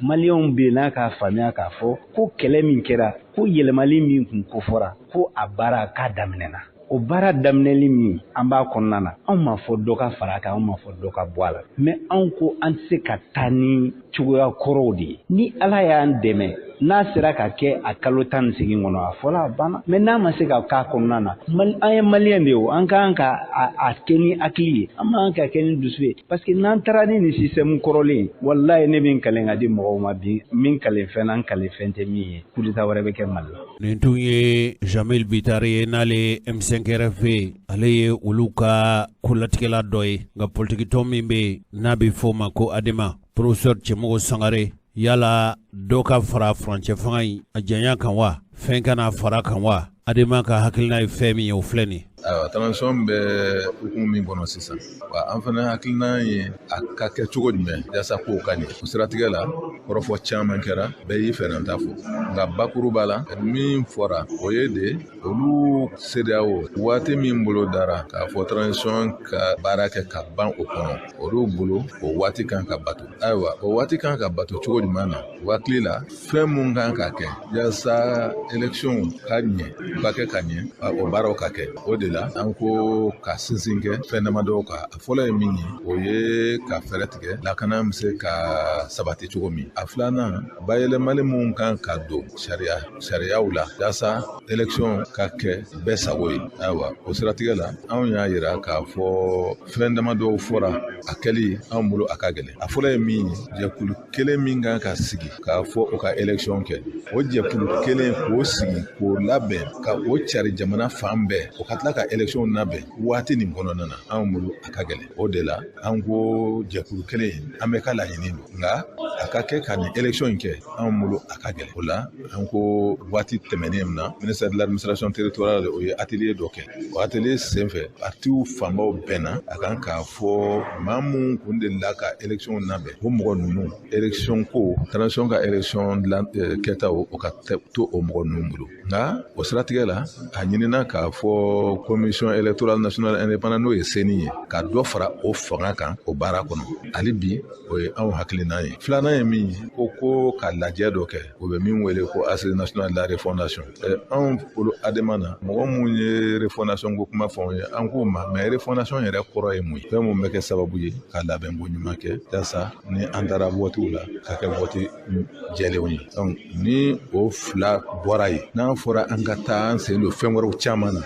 a ka ca Ala fɛ a caman tɛ san sɔrɔ wa a n'u ye san sɔrɔ wa i bɛ taa sɔrɔ fɛn mun don an mako na fɛnbaw tɛ bi o de la bi ɲɔgɔnye in na ayiwa an hakili la ni u seginna ka taa parce que olu fana tɛ latigɛlikɛlaw ye n'u seginna ka taa ayiwa CEDEAO ɲɛmaaw olu de bɛ latigɛ kɛ ayiwa n'u ye min fɔ anw ye an tɛn'o lamɛn mais min kɔni ka di anw ye wa o ye adama yɛrɛ ka position ye anw ko jamana bɛ yɔrɔ min fɔ an bɛ ka jɛ ka sigi ka fara ɲɔgɔn kan ka bɛn ko dɔw kan an ɲɛ b'a la gouvernement y'o sira bila a mɛnna kabini gouvernement in bɛ yen u y'o sira bila ayiwa n'a fɔra ka lajɛ kɛ u bɛ taa jamaw fara ɲɔgɔn kan yɔrɔ dɔ la mankanw bɛ caya kuma basigilenw tɛ se ka kɛ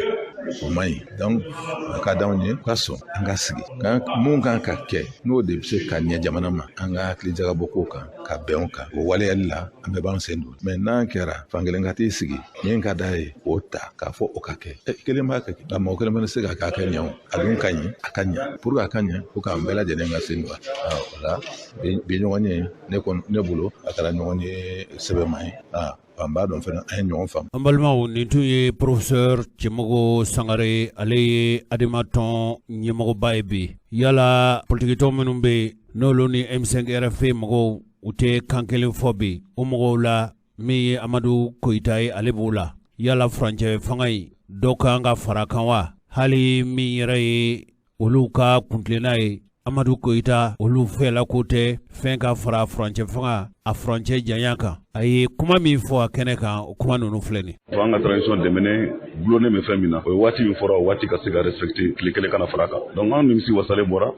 parce que CEDEAO ka médiateur a ko transition min waati min fɔra la tile kelen tɛ fara kan seconde kelen tɛ fara kan en tout cas jamana kuntigi minnu bɛ CEDEAO la bɛn kɛra ka sommet extraordinaire kɛra peuple malien ye proposition kɛ o ni CEDEAO chef d'état bɛnna min kan wa an k'a dɔn fana transition ye waati kunkurunin gɛlɛya caman bɛ Mali da la bi transition bɛ se ka seko k'a la nka transition tɛ se k'a bɛɛ kɛ pour que an ka se k'o gɛlɛya ninnu wuli an ka faamuyali kɛ k'a fɔ n'an ma kalata organiser ka jamana kuntigi kura ta jamana kuntigi ni jamanadenw ka danaya b'a kan a bɛ gɛlɛya diɲɛmɔgɔ kan dɛmɛ a gɛlɛyaw kɔnɔna na donc an bɔr'o de kan bɛn kɛr'o de kan an b'a ɲini bɛɛ fɛ san an bolo di ɲɔgɔn ma fanga an b'a ɲini Ala de b'a di jamanadenw ta kɔfɛ maliyɛnw k'a faamuya k'a fɔ transition prolongation dɔw b'a kɛlɛ la hakilina ɲuman na an k'a dɔn k'a fɔ camancɛ fanga waati kunkurunin de don. Amadu Koyita ka dantigɛliw fana la yɛlɛma minnu kan ka don jamana maracogo la jamana fanga sigicogo la o yɛlɛma ko kuma minnu n'o fɔra ale yɛrɛ kɔni fɛ hakilina bɛ olu la min ni furancɛ fanga marabaw ka hakilinata tɛ kelen ye a ye min fɔ o la o filɛ nin ale yɛrɛ kɔni ka hakilina la baara ka kɛ fanga kura ka sigi n'o sigira waati min ni min kan ka kɛ o bɛ kɛ Amadu Koyita. Donc min tora bɛɛ k'i préparé minnu bɛ taa présidentielle la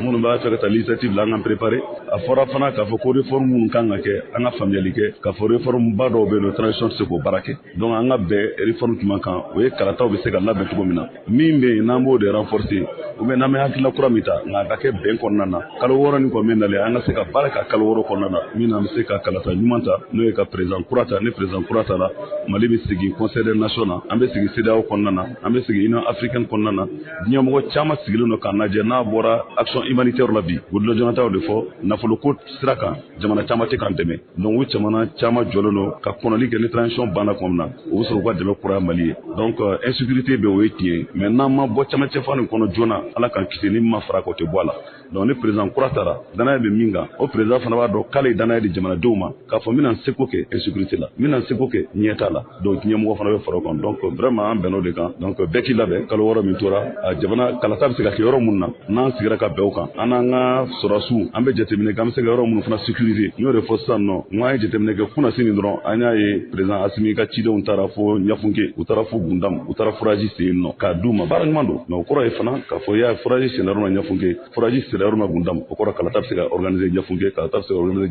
Gundam an ka sigi ka bɛn an bɛnn'o de kan. An balimaw minisiri min ka baara ye jamana jɔcogo kura n'a bɛ fɔ a ma ko refondation de l'État n'o ye professeur Ibrahim Ikasa Mayiga ye aw ye politikitɔnw a y'u bɛɛ lajɛlen ka kuma mɛn sisan olu yɛrɛ kɔni fɛ Mali yɛrɛ bɛ labɛn cogo kura minnu na kuma fanga bonyana kosɛbɛ nka min ye minisiri yɛrɛ ye n'o ye professeur Ibrahim Ikasa Mayiga ye ni ko ka Mali kura tu tigɛ yala olu minnu ye furancɛ fanga ɲɛmɔgɔw ye yala ale y'a faamu cogo min a ye min fɔ o sira kan o filɛ nin o ye jumɛn ye k'a fɔ ko kalata kɔni bɛɛ bɛnna kan ko organe unique de gestion des élections an b'o de bila sen kan parce que min b'an bolo a bɛ san joli bɔ bi san mugan ni kɔ a b'a bɔ bi a bɛ résultat min d'an ma a man ɲi parce que chaque fois ni élection kɛra an ka jamana bɛ lonbo la 2018 a dɔ kɛra 2020 o ma dogo maa si la o kɔni fo fanga yɛrɛ binna donc pour que an kana se ka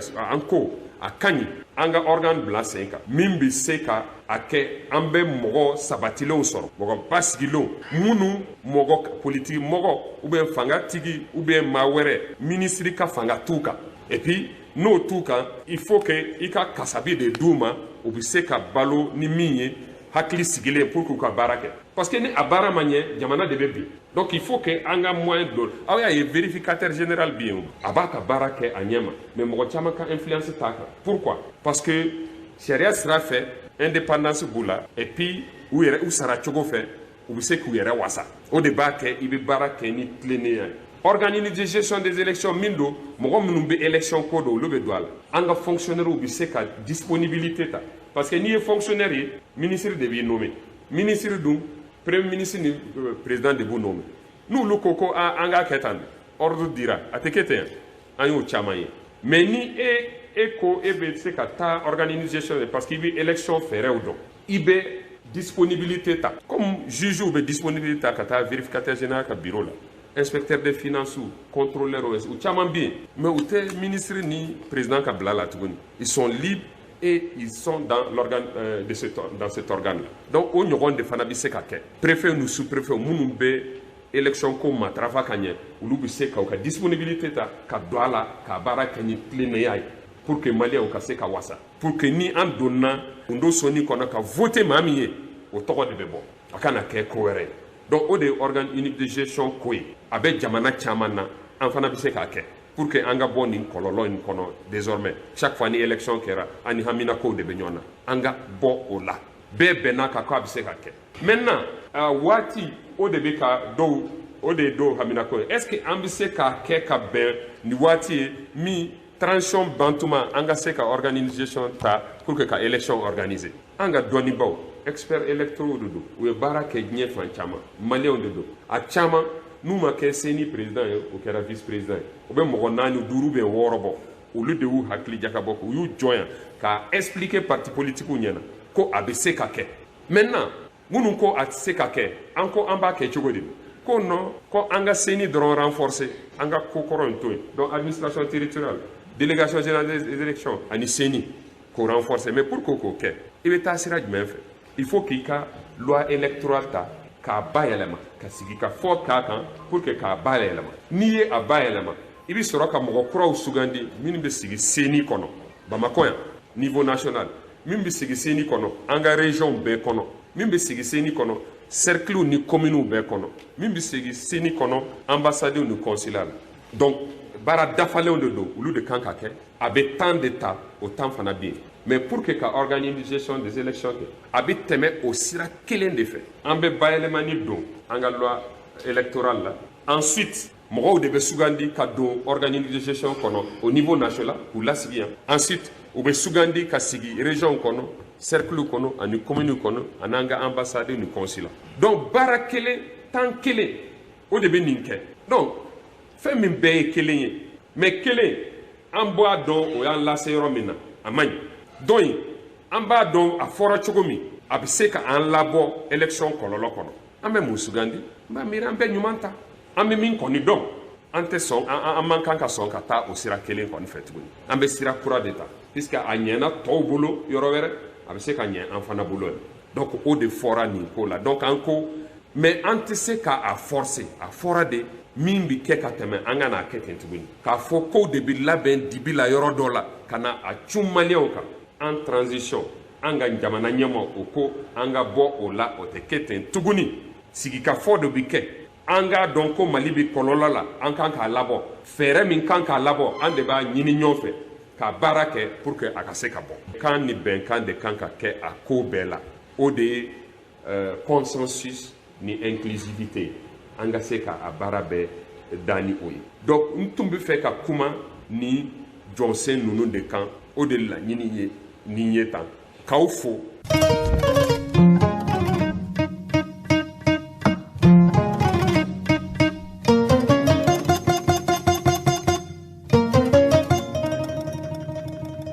Balmao Ibrahim Boubacar Keita kibaruya min be o ye k'a fɔ ko a tan bɛ a yɛrɛ furakɛ. O kibaruya in pereperelatigɛ dira kari tɛmɛnen n'o bɛna septembre kalo tile 6 ma. A pereperelatigɛ dira k'a fɔ Ibrahim Boubacar Keita k'u y'a doni ka taa n'a ye ka taa furakɛ. Nin ye layidu talen sɔrɔlasi minnu ye Ibrahim Boubacar Keita yɛrɛ ka fanga in firi n'o ye Comité national pour le salut du peuple ye ni Assimi Goïta ye o ɲɛmɔgɔ ye. Layidu kan de tun tɛmɛna o ni farafina tilebiyanfan jamanaw ka jɛrɛtɔn ni ɲɔgɔn cɛ n'o ye Communauté économique des États de l'Afrique de l'Ouest n'o ye CEDEAO ye. Ɲɛfɔli min kɛra o ye k'a fɔ kumaɲɔgɔnyaw olu tun tɛmɛna CEDEAO ka ciden o ni an ka jamana marabaw ni ɲɔgɔn cɛ. O layidu kan minnu tun taara sɔrɔlasiw ani CEDEAO mɔgɔw ni ɲɔgɔn cɛ. O siratigɛ de la k'u ko k'u bɛ jamana denw ladɔnniya k'a fɔ bɛnkan dɔ tun tɛmɛna u ni ɲɔgɔn cɛ min bɛ tali kɛ Ibrahim Boubacar Keita ka lahalayaw kan. Bɛn kɛra min kan o de ye k'a fɔ sɔrɔlasiw u ye layidu ta k'a fɔ u bɛ se ka sira di wali u bɛ sira di Ibrahim Boubacar Keita n'a kan ka doni ka taa furakɛ ko o siraw ka d'a ma. Nka n'a bɔra Mali kɔnɔ yan a mɛnnenba o kana tɛmɛ kalo 1 kan hali n'a y'a sɔrɔ dɔ bɛ se ka fara kan kɛ ka sabu kɛ dɔgɔtɔrɔw ka laɲini ye. Nka a mana mɛn cogo o cogo k'a tɛ se ka tɛmɛ kalo 3 kan n'o kɔni kɛra bɛɛ k'a ka furakɛli k'o na kɛ Mali kɔnɔ yan. CEDEAO o fana ye layidu ta k'a fɔ Ibrahim Boubacar Keita n'a ko n'a ka kan ka segin tuma o tuma n'a kɔni furakɛra ka sabu kɛ dɔgɔtɔrɔw ka laɲini ye n'a kɛra furakɛfɛn ye ko layidu k'a ta k'a fɔ a bɛ segin Mali kɔnɔ. O laɲini fɔra cogo min o kɛra ten. O da tun yɛlɛla Ibrahim Boubacar Keita ye kabini a tun minɛna sɔrɔlasi ninnu fɛ ka sabu kɛ Ibrahim Boubacar Keita si bɛ san 75 la bi. Bana bɛ a la bana min ni ani furakɛli ni jantoli ka kan waati bɛɛ lajɛlen na. Ibrahim Boubacar Keita bilali min kɛra a ka taa yɛrɛ furakɛ arabu ka jamana min bɛ n'o ye Emirata Arabu Uni ye ko sɔrɔlasiw u ye u jɔ u ka jɔyɔrɔ la. Sabu jamanakuntigi kɔrɔ Ibrahim Boubacar Keita a ka kɛnɛya ko o magwɛn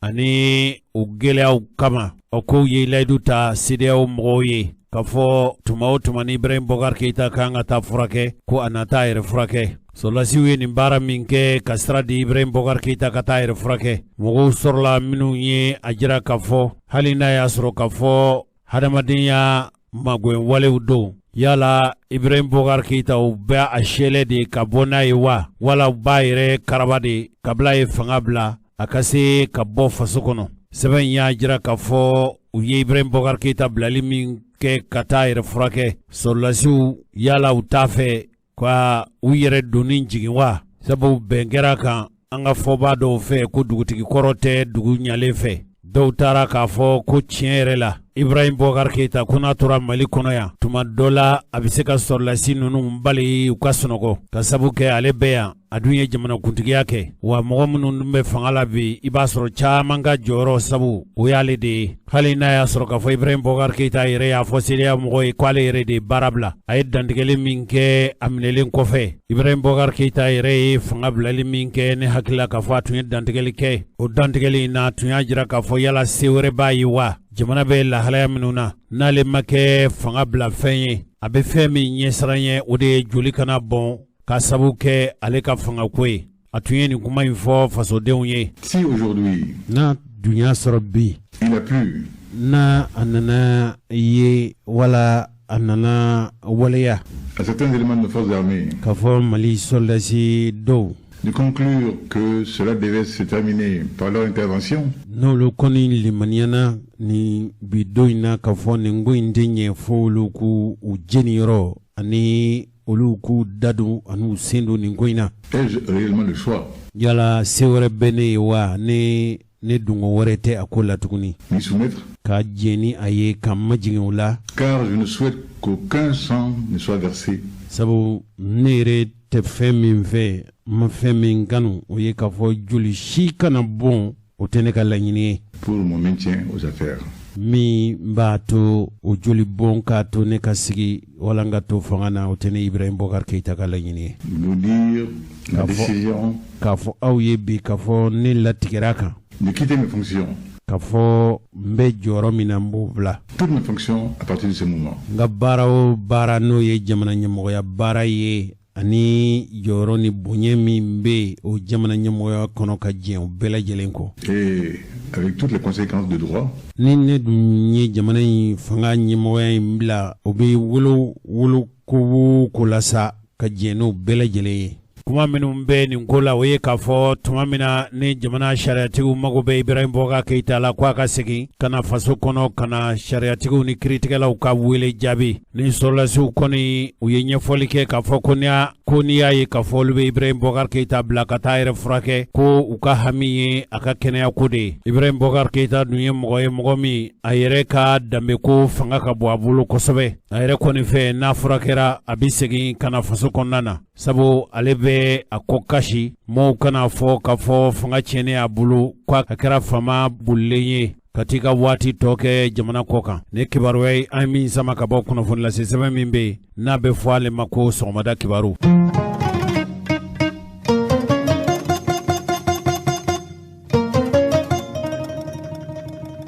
An balimaw an ka dɔgɔtɔrɔsoba min bɛ yen n'a bɛ fɔ a ma ko hôpital du Point G o dɔgɔtɔrɔw ka hakɛ ɲinitɔn n'o ye syndicat ye ko olu bɛ baarabila la wa baarabila bɛ to sen na fo ka se bi arabadonya ma ni u ka laɲiniw ma kɛ sɔrɔ fɛn ye u bɛna tile 5 baarabila daminɛ dɔgɔfurancɛ tɛmɛnen dɔgɔtɔrɔ Gimba Landure n'ale ye dɔgɔtɔrɔw ka hakɛ ɲini tɔn o ɲɛmɔgɔ dankan ye min ye Gabriel Touré ko baarabila fana bɛ sen na ye dɔgɔtɔrɔ Amadu Mayiga ale y'u ka hakɛ ɲinina baarakɛlaw ka hakɛ ɲinina dɔ ye ale yɛrɛ kɔni fɛ ko baara tɛ ko sabu olu ka hakɛ ɲini tɔn olu de fanga ka bon kosɛbɛ a ko nka ko banabaatɔw tɛ bila u yɛrɛ ma ten jan bi to banabaatɔ kɛrɛnkɛrɛnnenw na minnu kan ka ta teliya la k'olu na ta k'u furakɛ nka min ye baarakɛlaw ka hakɛ ɲini tɔn dɔ ye o ko nin tɛ olu fɛla ye ko baarabila in tɛ olu ka hakilina ye ko laɲini minnu bɛ ka kɛ dɔgɔtɔrɔw fɛ ko tɛ olu ka laɲini ye k'olu tɛ baarabila la wa olu bɛna baara kɛ wa olu de ka ca kɛrɛnkɛrɛnnenya min ye baarabila ye ko min bɛ fɔ ale yɛrɛ ka hakilinata ye fɛn min ye nin ko kan. Ne ye Mokhtar Wage ni assistant médical mais Gabriel kɔnɔna la chirurgie comment on appelle la urgence pédiatrique la an bɛ yen. Alors an ma aw fo presse bɛɛ lajɛlen a sera ma a diyara an kosɛbɛ parce que kunnafoni anw de bɛ yan bi aw de b'a lase jamana kɔnɔdenw ma k'a fɔ ko Gabriel Touré waati dɔ kun bolodalen don ko an bɛ taa grève la. Alors grève kun bɛ kɛ kun min kama an y'a ye k'a fɔ kun jɛlen tɛ sababa tɛ an ka taa grève la ni gɛlɛya in kɔnɔna la an ko an tɛ taa grève la nin na sabula k'a da kan bi ni ye Gabriel Touré ta bi banabaatɔ caman de bɛ yan nin waati kɔnɔna la a y'o san bɛɛ mois d'octobre ka daminɛ juillet août septembre fo octobre an ka denw dalen don 2 saba joli dɛsɛ ko b'anw fɛ yan banabaatɔw bɛ bana waati bɛɛ lajɛlen la alors n'an y'an to o la ka taa an yɛrɛ to nkalon kan ko anw bɛna don grève la grève ne kun t'a la an baarakɛdenw an y'a yira an ka Sénégal ɲɛmɔgɔw la k'a fɔ ko an tɛ sɔn ma u y'an bolo tɔrɔ min k'an dan ko a diyara ye a ma da ye diya an ye ko an bɛ taa grève la o tuma la olu b'an marifa ci k'anw minɛ wa an m'a yira olu Sénégal ɲɛmɔgɔw la ko anw de militants ye n'an ye min fɔ n'a jɛlen don u bɛ tugu o de kɔ nka olu ko ayi ko olu ta k'u nana an informer k'a yir'u la k'a fɔ ko ni information de don olu de bɛna anw don u sagonada fɛ k'an m'a yir'u la k'a fɔ ko n'ala sinɛni dɔ yira an na min fana bɛna bɔ a la o fana b'a dɔn anw fana ye mɔgɔ minnu ye an b'o de fɔ a ye k'a ɲini population bɛɛ lajɛlen fɛ bɛɛ ka na k'a kɛ i ka furakɛli la k'a ɲini dɔgɔtɔrɔw fɛ bɛɛ ka na ka n'i ka bureau kɔnɔ wa baaraw bɛ kɛ ka kɛ i n'a fɔ kɔrɔlen cogo min na o de y'an bɔkun ye ka na kunnafoni di jɛlen di mɔgɔw ma ko nkalon de b'an kɔ intérêt ɲini de bɛ yan mɔgɔ ɲini de bɛ yan donc o de la an bɛ k'a yira diɲɛmɔgɔ la faamaw kana u da don nin ko in na u kana to sigilen n'u tora sigilen ko bɛ bɔ a la min ka bon ka tɛmɛ nin bɛɛ lajɛlen kan grève kun ye min ye an balimakɛ dɔ de bɛ yen n'a bɛ baara kɛ Point G ko Fuseni Kulubali ko o de mitira ni syndicat ɲɛmɔgɔ ye kɛlɛ bɛ kɛ mais ale de syndicat la mɔgɔ min don a ɲangila san 5 kɔnɔna la k'a yira la k'a fɔ ko a ka bolo bɔ syndicat baara bɛɛ lajɛlen na o de bɛ ka na ka n'i cun k'i can k'i ja n'a ye mɔgɔ sɔrɔ k'u bɛ gɛlɛya la Point G a bɛ na ka na fɔ olu ɲɛna ka mɔgɔw labɔ k'u mɔgɔ su mɔgɔw kan parce que gɛlɛya b'anw kan an tɔɔrɔlen don mɔgɔ bɛ tugu a ko kɛ donc o de kama mɔgɔ ko kɛlɛ don nafa ɲini ko kɛlɛ don syndicat ma dabɔ kama sɛbɛnna dabɔra de i ka mɔgɔw de ka intérêt défend mais e b'a k'i yɛrɛ kama donc o ɲuman an ko o de tɛ kɛ bi anw kunnafonilen don anw ɲɛɛlɛlen don an tɛ don mɔgɔ si sagonada fɛ donc an b'o de fɔ a ye merci beaucoup. An balimaw a ye ninnu ka kumaw lamɛn nka min ye banabaatɔ ye a kɔlɔlɔ de bɛ ka se olu ma olu yɛrɛ kɔni ka laɲini ye fɛn min ye nin ko in bɛ se ka bila cogo ɲuman min na.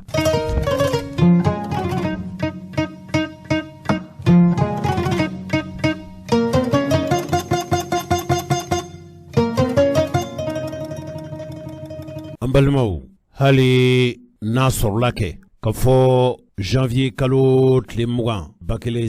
kɛmɛ kɔnɔntɔn ani 61 Ala ka hinɛ Modibo Keita la a ye ŋaniya dɔ ta ka fɔ colonel Pinana Drabo a ka o sugandi nka kuntigiya tun bɛ General Sumare bolo ka Mali sɔrɔlasiw kulu labɛn o baara ninnu kɛra Faransi sɔrɔlasi minnu tun bɛ an fa dugukolo kan a ɲinina Modibo Keita fɛ o sɔrɔlasi ninnu ka taa tiɲɛ don Modibo Keita janvier kalo tile 20 san 1961 o kɛra Faransi ka kɛlɛbolo olu ka wuli ka bɔ Mali dugukolo kan nka kodɔnnaw y'a jira k'a fɔ a baara jujɔn na waati min o kɛra septembre kalo tile fɔlɔ san 1961 san o yɛrɛ bonyema kɛnɛba sigilen don anw fɛ Mali Bamakɔ yan n'u k'a ma ko place d'armes du génie septembre kalo tile 5 san 1961 Modibo Keita a y'a jira k'a fɔ Faransi ka kɛlɛbolo laban min tun bɛ anw faso dugukolo kan olu ye dugukolo bila o siratigɛ de la taama de tun bolo dara malidenw fɛ ka bɔ an ka jamana ka yɛrɛma hɔrɔnya jɔnjɔn bɛ taa yɔrɔ min n'o ye monument de l'indépendance ye ka taa kɔnɔba min ni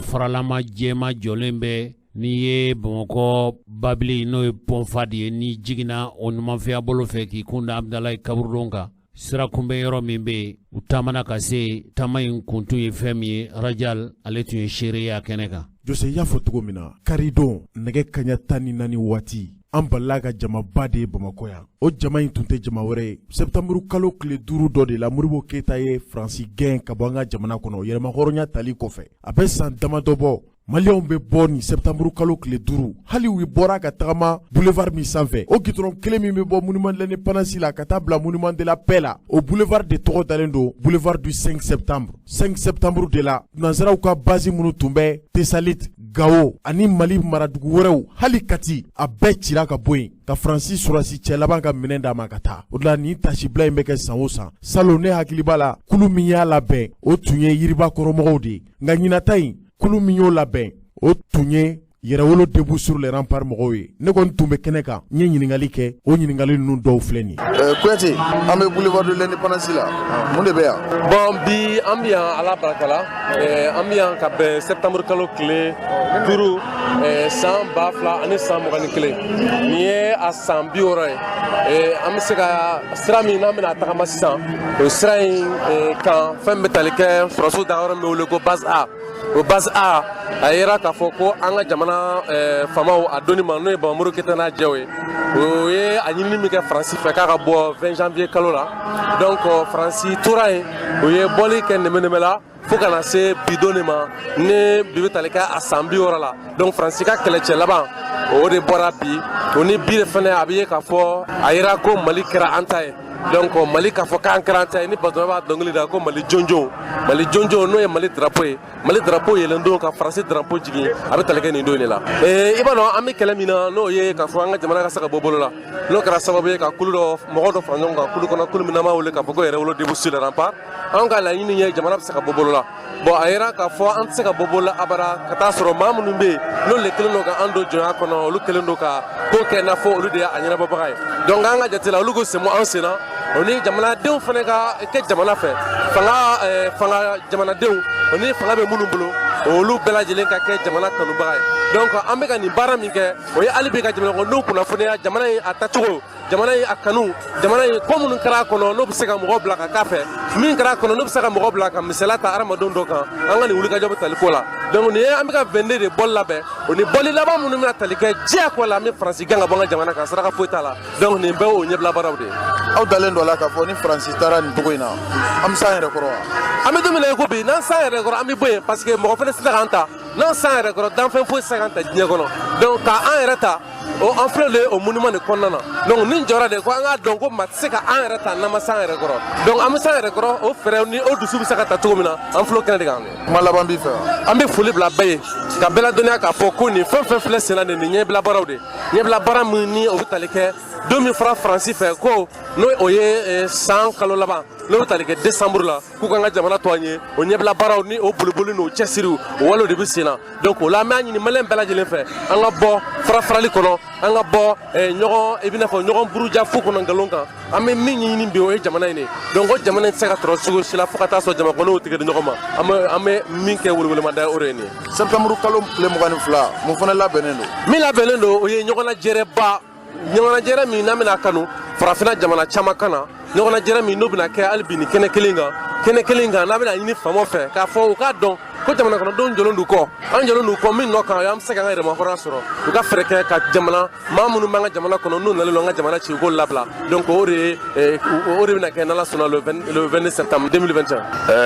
ala me maga che so de sen worwa an afori ko fe hadina be min benna o yede tuabu ka an galla kana ko to amuru o bolen ko la autorité de la transition numu keto don tuabu ka fere ka bonde na ya soro e rasijal ebse ki ga sojo ka banko o lakana kalfane islamin na misolome sege o gone ko ray donc na granterade mbese ka fo mais ni nana i demeni kama mais nyamala mbeki dem faga mbeki muso faga mbeki balma faga mbeki sinju faga mbeka ko do janda o serati nga fo ko te deme o re yera wolo debu sur la rapport a demasiye ni mo chaman be na ma asra fam o bolen ko ala bita tumbe hukumu mi ngono ko anga drapeau kanga drapeau bo kaira drapeau a dama tugo yemi nyugujima folo de bebla nram ma be tugola na voma okru o mana boy urushi bet na o marse bena tano o bolore ambifu merci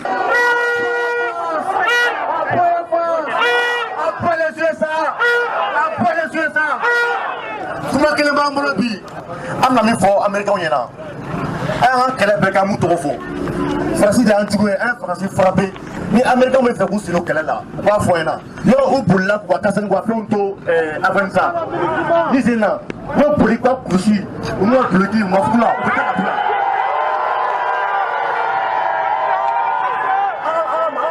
maliyɛnw an bɛɛ y'an bolo fara ɲɔgɔn kan an ka dɔrɔmɛ n'an ka mugan ka fara ɲɔgɔn kan ka di sɔrɔso ka ɲɛmɔgɔ ma k'u ka taa avion san u taara américains fɛ yen ka taa avion san an ka avion sannen ka b'o di n'u to an ka avion di k'u ka wari di o b'an bolo n'u ka sɔrɔ américain an pɛrɛsɛ sa u taara wari d'a ma an bɛ taa misiw fɛ yen an bɛ taa avion san misiw fɛ yen k'u yɛrɛ bombarder n'a ye u ka marifa d'a ma u ka avion d'a ma à partir d'aujourd'hui tous les entreprises sociétés américaines appellent à Tougou. Quand il y a un avion madame, on va au plat, au point de l'océan. Donc, à part la France, à part les Américains, vive le Mali, vive la Malienne, vive la police nationale, vive la gendarmerie nationale, vive la garde nationale. Amémini, nous voulons l'unité entre nos forces de défense et de sécurité. Fɛn fɛn kɛra jamana kɔnɔna na n'a fɔra ɲɔgɔn kɔ a bɛ dilan an yɛrɛ dama de ɲɔgɔn cɛ an mago tɛ nafigi foyi la dugu so minnu bɛ yen n'u ye sɔrɔsiw ka marifa siyɛn k'u wari siyɛn k'an wari d'a ma la justice u k'u teliya o fɛ parce que ni k'u teliya an kɔrɔtɔlen don an yɛrɛ bɛ taa wari di vive la patrie nous sommes le peuple.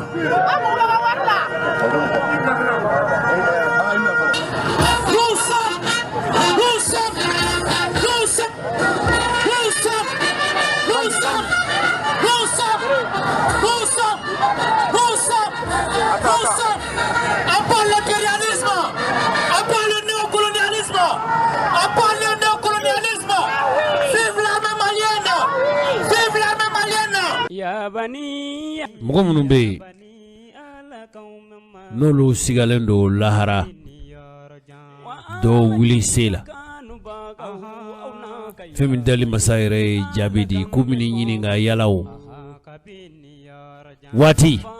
n'o ye duniya wuli waati ye yala a bɛna kɛ tuma jumɛn ko ciden k'a fɔ k'a fɔ o dɔnniya bɛ ala kelen pe de la o ala min n'a bɛ ji la jigin dugukolo kan ji min bɛ nin don balofɛnw na ji min bɛ dugukolo saniya wallahi ala de b'a dɔn k'a fɔ fɛn min bɛ muso kɔnɔbara la kabili tuma min na lawaji bɛ se yala joni be dugulu ka ko ba do sini mina ke chugudi ante bilawa yala sini ni wati ubina soro chugudi joni ba do fu Allah alami dunia belajele utigi alami doni gela uka doni gelai bebe hami femina oy nere bakun ala yebani ikanga hadamani ala yebi bebe ka hamini yere malikono kabako amina nyosra wati ore ala ka hera ka belajele